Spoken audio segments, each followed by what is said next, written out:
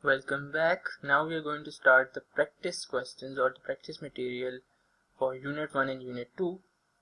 So basically, a few tips I want to give you guys before we do some practice question or some practice. When you have a quiz, basically you have around 30 minutes or you have around 15 minutes, 25 minutes. So you can say that you have around 30 minutes and your quiz might be of 25 marks or 30 marks. So it means that you have very limited time.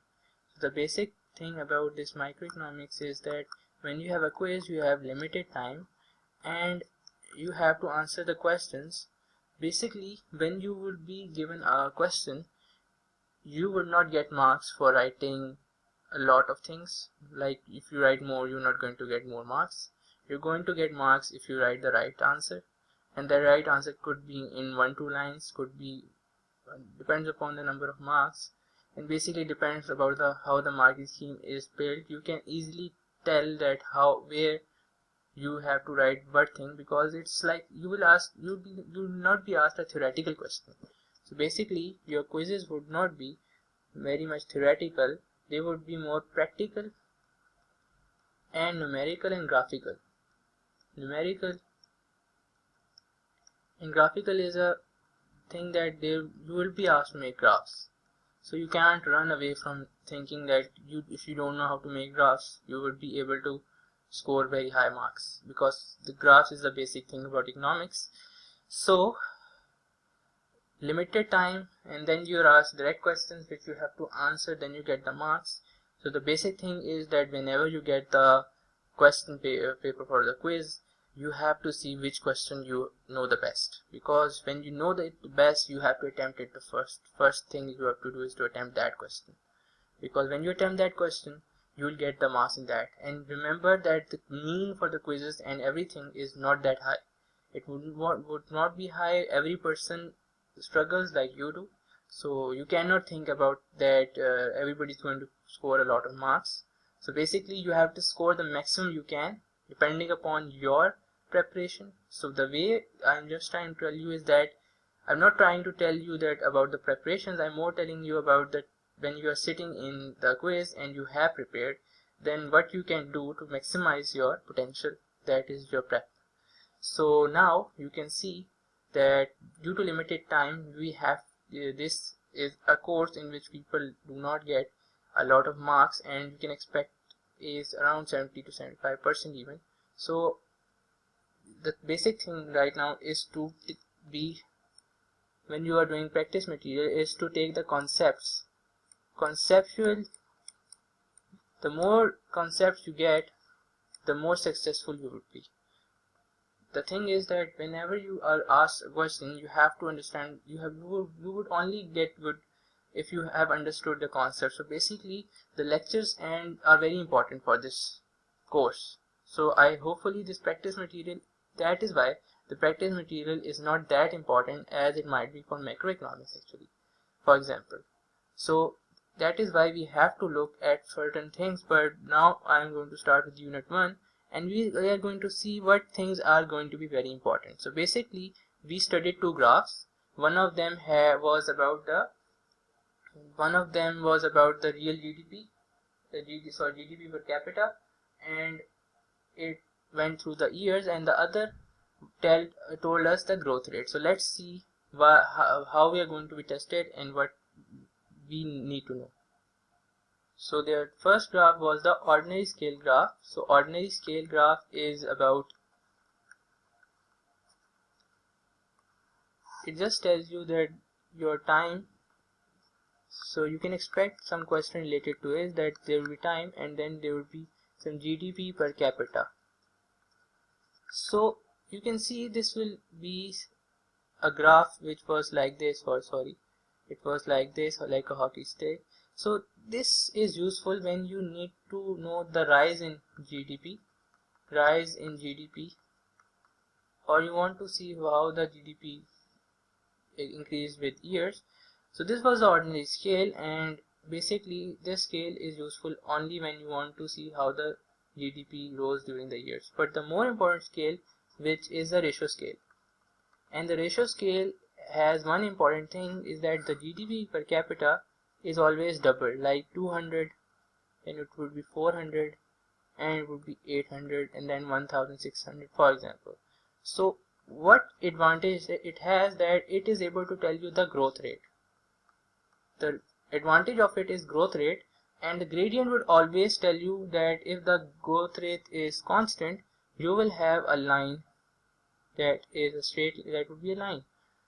Even if your curve actually is like this, if the growth rate is same for all the years, your ratio scale line would be like this. And that this is because it is doubling at a rate. At a certain rate, it is doubling after some specific years. So after some specific years, it is doubling. This means that the growth rate is constant. So that is why this scale is very important, and you guys can get easily tested on this question about drawing an ordinary scale and the ratio scale. So please see for unit 1, look at the ordinary scale and the ratio scale graphs and how they are drawn and what is the importance of them. Please look back at the videos as well. This is an important topic.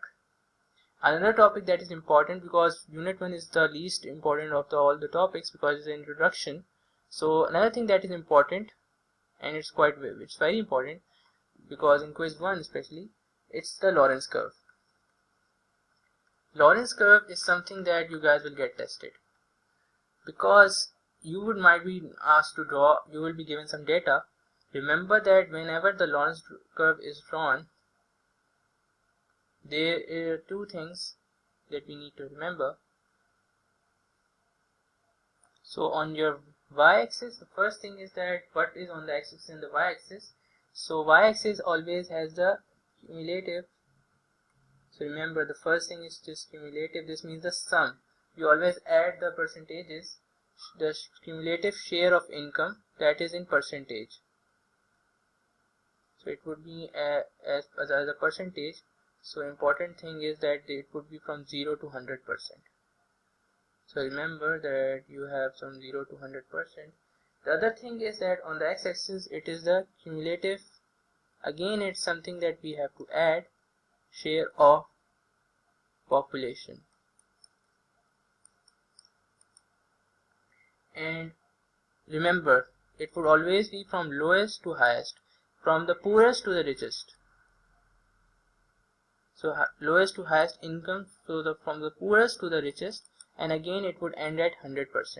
So you'll be given some data, and the data would be like that the first 25% who are the most poorest, they have only 5% of the income. 5% income. Next 25 have 15% of the income, and after that 25% have 25% of the rest of the income, and the last have around 45. So last 25% have 45% of the income. So this is your income. So this is a distribution 5, 15, 25 and 45. So you can see now we have to draw this. Remember that this is your perfect equality line. So it would be where this 100 would be equal to this 100. So this is a perfect equality line. But remember that your curve would never be on the left of this equality line. So this is one thing you need to remember, that it would not be on the left hand side. It would always be this inside, in this place. So how it would be, first 25%, for example it's like this. So first 25% have only 5% of the income. So this is 5%, for example.